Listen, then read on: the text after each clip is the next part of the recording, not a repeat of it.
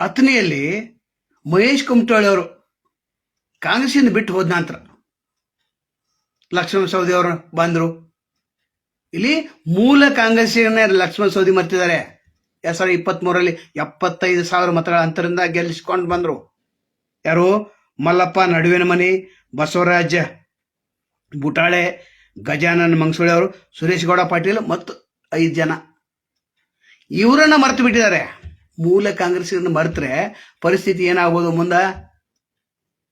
ಇವರೇನೋ ಮಂತ್ರಿ ಪದ ಪಡಲಿಕ್ಕೆ ಪ್ರಯತ್ನ ಮಾಡ್ತಾ ಇದ್ದಾರೆ. ಮೂಲ ಕಾಂಗ್ರೆಸ್ಸಿನ ಮರೆತರೆ ಪಕ್ಷ ಸಂಘಟನೆ ಹೆಂಗಾಗೋದು? ಸಂಕಟ ಸ್ಥಿತಿಯಲ್ಲಿತ್ತು. ಜೆಂಡಾ ಉರಿಸಿದ್ರಲ್ಲಿ ಹೀನಾಯ ಪರಿಸ್ಥಿತಿಯಲ್ಲಿತ್ತು ಕಾಂಗ್ರೆಸ್ ಪಕ್ಷ. ತಮಗೆಲ್ಲ ಗೊತ್ತಿದೆ. ಇದು 75,000 ಮತ ಅಂತರದಿಂದ ಗೆಲ್ಲಿಸ್ತಾರಂತಂದ್ರೆ ಈ ಮೂಲ ಕಾಂಗ್ರೆಸ್ಸನ್ನು ಯಾಕೆ ಬರ್ತಿರೋರು? ಕಸ ಮಾಡಿದಾರೆ ಒಂದು ಅರ್ಥದಲ್ಲಿ. ಅಂದ್ರೆ ನೀವು ಯಾರ ಪರವಾಗಿ ಇದ್ದೀರಿ? ಮತ್ತು ನಿಮಗೆ ಮಂತ್ರಿ ಪದ ಬೇಕಾ? ಯಾರು ಕೊಡ್ತಾರೆ? ಉಸ್ತುವಾರಿ ಸಚಿವರು. ನೀವು ಅತನಿ ಕಡೆ ಗಮನ ಕೊಡಬೇಕು. ಈ 4 ಜನ ಅಲ್ಲ, ಇನ್ನೂ 8 ಜನ ಇದ್ದಾರೆ, ನಮ್ಗೆ ಹೆಸರು ಗೊತ್ತಿಲ್ಲ. ಅವ್ರಿಗೇನಾದ್ರು ನಿಗಮ ಮಂಡಳಿ ಸ್ಥಾನ ಕೊಡಿಸ್ಬೇಕಲ್ಲ ಕಾಂಗ್ರೆಸ್ ಬದ್ಧರಾಗಬೇಕಾದ್ರೆ. ಇಲ್ಲ ಮುಂದಿನ ಸಲ ಇವರೇ ಡಮಾರ ಅನ್ನಿಸ್ತಾರೆ. ತಮ್ಮ ಮಗನ ಚುದು ಸೌದಿಯನ್ನು ಬೆಳೆಸೋಕೆ ಪ್ರಯತ್ನ. ಇನ್ನೊಂದು ಕಡೆಗೆ ಈಗ ಸ್ವಲ್ಪ ಹಿಂದೆ ಹಿಸ್ಟ್ರಿ ಹೋಗೋಣ. 2013ರಲ್ಲಿ ಕಾಂಗ್ರೆಸ್ಸಿಂದ ಯಾರು ನಿಂತಿದ್ರು? ಮಹೇಶ್ ಕುಮಟಳ್ಳಿ ನಿಂತಿದ್ರು. ಬಿಜೆಪಿಯಿಂದ ಲಕ್ಷ್ಮಣ ಸವದಿ ನಿಂತಿದ್ರು, ಆರಿಸಿ ಬಂದರು. ಅವಾಗ ಸಿದ್ದರಾಮಯ್ಯ ನೇತೃತ್ವದಲ್ಲಿ ಸರ್ಕಾರ ರಚನೆ ಆಯಿತು. ಮಹೇಶ್ ಕುಮಟಳ್ಳಿ 52,000 ಮತ ತೆಗೆದುಕೊಂಡಿದ್ರು. ಸವದಿ ಎಷ್ಟು ಮತ ತೆಗೆದುಕೊಂಡು ಗೊತ್ತಿಲ್ಲ, ಆದರೆ ಆರಿಸಿ ಬಂದರು. ತದನಂತರ 2018ರಲ್ಲಿ ಮತ್ತೆ ಇಲೆಕ್ಷನ್ ಬಂತು. ಅವಾಗ ಮಹೇಶ್ ಕುಮಟಳ್ಳಿ ಕಾಂಗ್ರೆಸ್ಸಿಂದ ನಿಂತಿದ್ರು, ಸೌದಿ ಜಂಪ್ ಹೊಡೆದು ಬಿಜೆಪಿಗೆ ನಿಂತಿದ್ರು. ಹೌದಾ?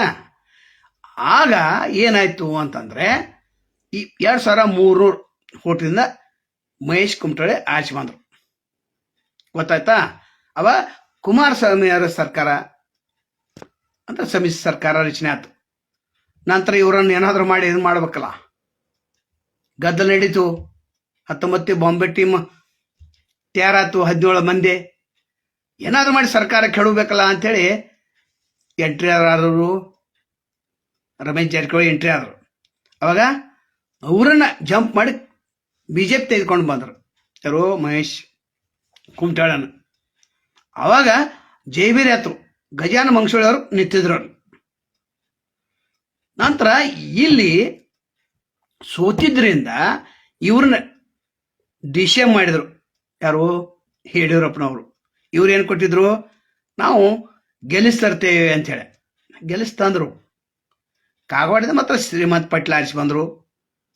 ಇದೆಲ್ಲ ಯಾಕೆ ಹೇಳತ್ತೀವಿ ಅಂತಂದ್ರೆ ಇಲ್ಲಿ ಲಕ್ಷ್ಮಣ ಸವದಿ ಅವರು ಭಾಳ ಎಡುತ್ತಾ ಇದ್ದಾರೆ, ಅದು ತಿಳಿಸ್ಬೇಕಾಗಿತ್ತು. ತಮಗೆಲ್ಲ ಗೊತ್ತಿದೆ. ಬಾಂಬೆ ಟೀಮ್ ಹೋದ್ರು. ಈಗ ಗಜಾನನ ಮಂಗಸೂಳಿ ಅವರು ಏನು ಮಾಡಬೇಕು? ಅನಂತರ ಸುರೇಶ್ ಗೌಡ ಪಾಟೀಲ್ ಏನು ಮಾಡಬೇಕು? ಬಸವರಾಜ ಬುಟಾಳೆ ಅವ್ರು ಏನು ಮಾಡಬೇಕು? ಮಲ್ಲಪ್ಪ ನಡುವಿನ ಮನೆ ಏನು ಮಾಡಬೇಕು? ಇಂಥವ್ರು ಏನು ಮಾಡಬೇಕು ಅನ್ನೋ ಪರಿಸ್ಥಿತಿಯಲ್ಲಿ ಇಲ್ಲೀಗ ಕಾಂಗ್ರೆಸ್ ಹೀನಾಯ ಪರಿಸ್ಥಿತಿಯಲ್ಲಿದೆ. ಅಲ್ಲಿ ಯಾರು? ಕಾಂಗ್ರೆಸ್ ಶಾಸಕ ಇದ್ದು ಕಾಂಗ್ರೆಸ್ ಮೂಲ ಕಾಂಗ್ರೆಸ್ಸಿಗನ್ನು ಮರೆತು ಬಿಟ್ರೆ ಕಾಂಗ್ರೆಸ್ ಪಕ್ಷ ಹೆಂಗೆ ಉಳಿತೈತೆ? ಅಲ್ಲೇ ಉಸ್ತುವಾರಿ ಸಚಿವರು ಇದನ್ನ ಯಾಕೆ ಗಮನಿಸ್ತಾ ಇಲ್ಲ? ಯಾಕೆ ಗಮನಿಸ್ತಾ ಇಲ್ಲ? ಅಲ್ಲಿ ಅರಬಾವಿ ನೋಡ್ರೆ ಅಲ್ಲಿ ಬಾಲಚಂದ್ರ ಜಾರಕಿಹೊಳಿ ಬಿಜೆಪಿ ಕಾರ್ಯಕರ್ತರ ಮೇಲೆ ಕೇಸಿಗೆ ಹಾಕಿ ಅವ್ರನ್ನ ತುಳಿತಾ ಇದ್ದಾರೆ. ಏನು ನಡೆದಿದೆ ಬೆಳಗಾವಿ ಜಿಲ್ಲಾ ಹೊಂದಾಣಿಕೆ ರಾಜಕಾರಣ? ಇದೆಲ್ಲ ಏನಾಯ್ತು? 2000 ಬಾಯಿ ಎಲೆಕ್ಷನ್ ಬಂತಲ್ಲ, 2000 ಉಪಚುನಾವಣೆಯಲ್ಲಿ ಮಹೇಶ್ ಕುಮಟಳ್ಳಿ ಬಿಜೆಪಿ ಇದ್ರು, ಜಯಬೇರಿ ಸಾಧಿಸಿದ್ರು. ಇದಕ್ಕೆ ಲಕ್ಷ್ಮಣ ಸವದಿ ಕಾರಣ ಆದರು. ಅಂದ್ರೆ ಇಲ್ಲಿ ಲಕ್ಷ್ಮಣ ಸವದಿ ಯಾಕೆ ಮೂಲ ಕಾಂಗ್ರೆಸ್ಸಿಗರನ್ನು ತುಳಿತಾ ಇದ್ದಾರೆ? ಅದು ಬೇಕಾಗೈತೆ. ತಮ್ಮ ಮಗನನ್ನು ಯಾಕೆ ಬೆಳೆಸ್ತಾ ಇದ್ದಾರೆ? ಮುಂದೆ ಏನಾದ್ರು ತಮ್ಮ ಮಗನನ್ನು ಅಲ್ಲಿ ನಿಲ್ಸವ್ರೇನು? ಹಿಂಗಾಗಿ ಇವ್ರಿಗೆ ಮಂತ್ರಿ ಪದ ಸಿಗಂಗಿಲ್ಲ, ಕೊಡಂಗಿಲ್ಲ. ಇದು ಭಾಳ ಮಹತ್ವದ್ದು. ಯಾಕಂದ್ರೆ ಸಜ್ಜ ಜಾರಕಿಹೊಳಿಗೆ ಎಲ್ಲ ಗೊತ್ತಿದೆ. ಅವ್ರು ಹೆಂಗೆ ಕೊಡ್ತಾರೆ? ನಾವೇನಂತೇವೆ, ಸಜ್ಜ ಜಾರಕಿಹೊಳಿ ಲಕ್ಷ್ಮಣ ಸವದಿ ಮುಖ್ಯಮಂತ್ರಿ ಪದವನ್ನು ತಪ್ಪಿಸಿರಂತ. ಇಲ್ಲ, ಇಲ್ಲಿ ಮೂಲ ಕಾಂಗ್ರೆಸ್ನ ತೊಳೆಯತ್ತಾರಲ್ಲ ಅವರು, ಅದು ರಿಪೋರ್ಟ್ ಕೊಡೋರು ಅವರು.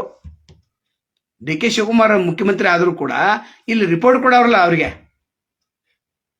ಮತ್ತೆ ಇವ್ರನ್ನ ಅಂತ ಮಂತ್ರಿ ಮಾಡ್ತಾರೆ. ಈಗ MLA ಇದ್ದಾಗ ನೀವು ತುಳಿಯತ್ತಾರ. ಯಾರು ಪಕ್ಷವನ್ನ ಸಂಘಟನೆ ಮಾಡ್ಬೇಕಾಯ್ತು? ಇಲ್ಲ ಇಲ್ಲ, ಮೂಲ BJP ಅವ್ರನ್ನಷ್ಟ ನಂತ ಮೂಲ ಕಾಂಗ್ರೆಸ್ ತುಳಿಯೋದು, ತಾವ ಬೆಳೆದು 75,000 ಲೀಡ್ ಅಂದ್ರೆ ಹೆಂಗ ಸಾಧ್ಯ ಇದೆ? ಎಲ್ಲರೂ ಸಹಾಯ ಮಾಡಿದ್ರಲ್ಲಿ. ಈಗ ಮಹೇಶ್ ಕುಮಟಳ್ಳಿ ಮೊನ್ನೆ DCC ಬ್ಯಾಂಕ್ದಲ್ಲಿ ಏನಾಯ್ತು ಪರಿಸ್ಥಿತಿ ನಮಗೆಲ್ಲ ಗೊತ್ತಿದೆ. ಅಂದ್ರೆ ಪಕ್ಷಾಂತರ ಮಾಡೋದ್ರಿಂದ ಇಲ್ಲಿ ಮಹೇಶ್ ಕುಮಟಳ್ಳಿ ಲಾಸ್ ಆಯ್ತು ಅಂತ ಹೇಳ್ಬೋದು. ಅದು ಗಜಾನ ಮಂಗಸೂಳಿ ಅವರು ಆರಿಸಿ ಬರ್ಬೇಕಾಗಿತ್ತಲ್ಲ. ಇರಲಿ, ಅವ್ರ ಬಗ್ಗೆ ಇನ್ನೊಮ್ಮೆ ಹೇಳೋಣ. ಒಟ್ಟಾರೆ ಈ ಅಥಣಿಯಲ್ಲಿ ಮೂಲ ಕಾಂಗ್ರೆಸ್ಸಿಗರನ್ನ ಮೂಲೆ ಗುಂಪು ಲಕ್ಷ್ಮಣ ಸವದಿ ಯಾಕೆ ಮಾಡ್ತಾ ಇದ್ದಾರೆ ಅಂದ್ರೆ, ಇನ್ನೊಮ್ಮೆ ಇವ್ರು 4 ಮಂದಿ ಬೆಳಿಬಾರ್ದು, ನಾನಾ ಮುಂದೆ ಪರ್ಮನೆಂಟ್ ಆಗ್ಬೇಕಂತ. ಒಳ್ಳೇದು, ಮಂತ್ರಿ ಪದ ಪಡ್ಲಿಲ್ಲ ನೀವು BJPಗೆ ಹೋಗ್ತಾರೆ. BJPಗೆ ಹೋದ ನಂತರ ಅಲ್ಲಿ BJPಯಲ್ಲಿ ಇರ್ತಕ್ಕಂಥವ್ರು ಮತ್ತೆ ಕಾಂಗ್ರೆಸ್ಗೆ ಬರ್ತಾರ. ಪ್ಲಸ್ ಇವ್ರು 4 ಮಂದಿ ಪ್ಲಸ್ 8 ಮಂದಿ. ಮತ್ತೆ ನಿಮ್ದೆಲ್ಲೈತೆ ಅಲ್ಲಿ BJPನೂ ಇಲ್ಲ, ಮೂಲ ಕಾಂಗ್ರೆಸ್ ನಿಮ್ಮ ಕೈ ಹಿಡಂಗಿಲ್ಲ, ಬಿದ್ದು ಹೋಗ್ತಾರೆ. ಹಂಗಾಗೋದಿದು. ನಂತರ ಅಲ್ಲಿ ನೀವು ಬೀಳೋದು ಅಷ್ಟೇ ಅಲ್ಲ, ನೀನು BJPಗೆ ಬಾ ಅಂತ ಅಲ್ಲಿ ರಾಜೀವ್ ಕೈಗೆ ಅವ್ರನ್ನ ಕರ್ಕೋತೀರಿ. ಅವ್ರಿಗೂ ಕಾಂಗ್ರೆಸ್ ಸಾಕಾಗೈತಿ, ಯಾಕಂದ್ರೆ ನನಗೂ ಮಂತ್ರಿ ಪಡ ಕೊಟ್ಟಿಲ್ಲಪ್ಪ, 4 ಸಲ ಹಚ್ಚಿ ಬಂದೇನೆ, ಯಾವುದೋ ಒಂದು ಮೂಲೆಯಾಗಿ ನಿಗಮ ಕೊಟ್ಟರು ಅಂತ ಅವ್ರ. ಅಂದ್ರೆ ಅಲ್ಲಿ 2 ಢಮರಾಗೋ, 2 BJP ಬರ್ತಾವೆ. ಅದಕ್ಕೆ ಸತೀಶ್ ಜಾರಕಿಹೊಳಿ ಇದನ್ನೆಲ್ಲ ಗಮನಿಸ್ಬೇಕಂತ ಅವ್ರ ಗಮನಕ್ಕೆ ನಾವು ತರ್ತಾ ಇದ್ದೇವೆ ಅಷ್ಟೇ. ಬಾಕಿ ಏನೂ ಇಲ್ಲ, ಕೊಡೋದು ತಗೋದು ಏನೂ ಇಲ್ಲ. ಲಕ್ಷ್ಮಣ ಸವದಿನ ಕರೆದು ವಾರ್ನಿಂಗ್ ಮಾಡ್ತಿರೋ ಅಥವಾ ಮೂಲ ಕಾಂಗ್ರೆಸ್ಸಿಗೆ ನಿಗಮ ಮಂಡಳಿಗಳನ್ನು ಕೊಡ್ತಿರೋ? ನ್ಯಾಯಯುತವಾಗಿ ಬೇಡಿಕೆ ಅದಲ್ಲ, ಅದು ಗಟ್ಟಿಗೊಳಿಸ್ಬೇಕಲ್ಲ. ಈಗ ಕಾಂಗ್ರೆಸ್ಸನ್ನು ನೀವು ಗಟ್ಟಿ ಐತೆ ಅಂತೇಳಿ ಅಥಣಿಯಲ್ಲಿ ಗಟ್ಟಿ ಇಲ್ಲ, ಕಾಗವಾಡದಲ್ಲೂ ಗಟ್ಟಿ ಇಲ್ಲ. ನೀವು DCC ಬ್ಯಾಂಕ್ ಚುನಾವಣೆ ನೋಡ್ಬೋದು, ಅದು ಬೇರೆನಾ, ಅದು PKPS ಅದ ಕತಿನೇ ಬೇರೆ. 3 ಕೋಟಿ ಇವ್ರಿಗೆ ಬಿದ್ದು ಶ್ರೀನಿವಾಸ್ ಪಾಟೀಲ್ ಹಿಂದೆ ತಗೊಂಡ್ರು.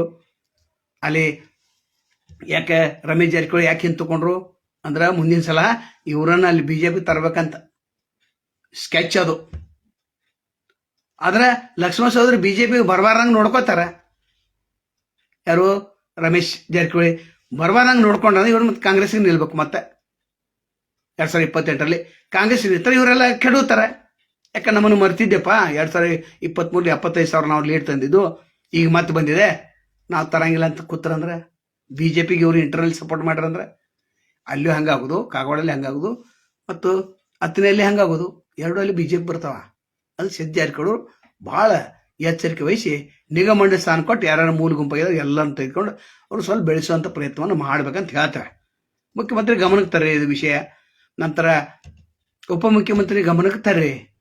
ಒಂದು ವೇಳೆ DK ಶಿವಕುಮಾರ್ ಅವರು ಭಾಳ ಕ್ಲೋಸ್ ಇದ್ದಾರೆ ಲಕ್ಷ್ಮಣ ಸವದಿಗೆ, ಏನೋ ಉಪಮುಖ್ಯಮಂತ್ರಿ ಮಾಡಿದ್ರಲ್ಲ, ಯಡಿಯೂರಪ್ಪನ ಆಶೀರ್ವಾದದಿಂದ ಉಪಮುಖ್ಯಮಂತ್ರಿ ಮಾಡಿದರು. ಯಾಕಂದ್ರೆ ಇವರು ಕಾಗವಾಡಕ್ಕೆ ಮತ್ತು ಅಥಣಿಗೆ ಆರಿಸ್ತರ್ತೇವೆ ಅಂತ ಅಂದಿದ್ರಲ್ಲ, ಅದೇ ರೀತಿ ಕುಮಟಳ್ಳಿ ಆರಿಸ್ತಂದ್ರು. ಮತ್ತು ಬೇರೆ ಆದರೆ ಕಾಗವಾಡದಲ್ಲಿ ಆರಿಸ್ತರ್ಲಿಕ್ಕೆ ಆಗಲಿಲ್ಲ. ಇರಲಿ, ಉಸ್ತುವಾರಿ ಸಚಿವರು ಇದನ್ನು ಗಮನಿಸಬೇಕು. ನಮಸ್ಕಾರ.